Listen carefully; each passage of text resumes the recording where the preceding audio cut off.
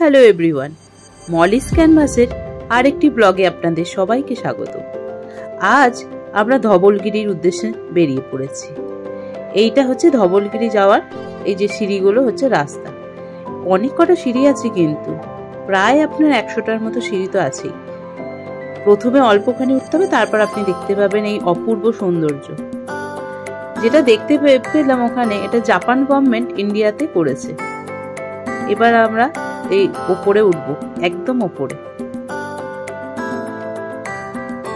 দেখুন ধবলগিরির পুরো দৃশ্য, পুরো একদম ধপধপে সাদা।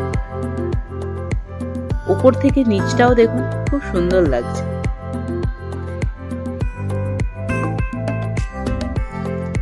বুদ্ধং শরণং গচ্ছামি। সত্যি এই কথাটা যেন বারবার এখানে দাঁড়িয়ে থেকে মনে পড়ছিল।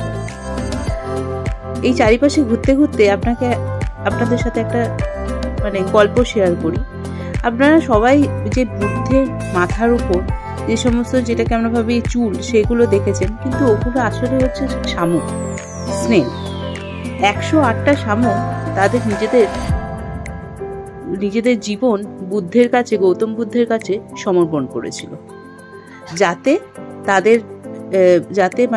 তাদের যে ওপরে স্কাল্পটা আছে সেটা বুদ্ধকে, গৌতম বুদ্ধকে হিট থেকে প্রোটেকশন করে, রোদ, ঝড়, জল, বৃষ্টি, তাপ এগুলো থেকে যাতে সেটা তার স্কাল্পটাকে রক্ষা করে।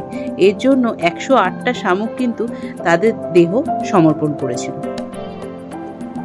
আর তাই এই বুদ্ধের মাথায় আমরা এগুলো ভাবি যে বুদ্ধের হয়তো কোঁকড়ানো চুল, এটা কিন্তু নয়।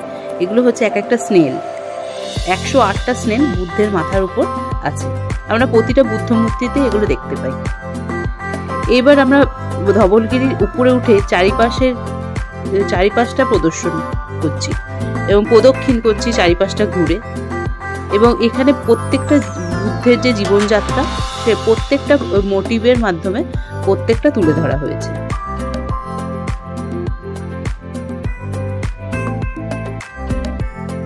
এবং এই দেখুন, এরপর যথারীতি দেখে আমরা এই নিচে নামতে শুরু করেছি। এখানে প্রচুর পরিমাণে ড্রাই ফ্রুটস, কাজু, কিশমিশ এগুলো বিক্রি হচ্ছিল আশেপাশে।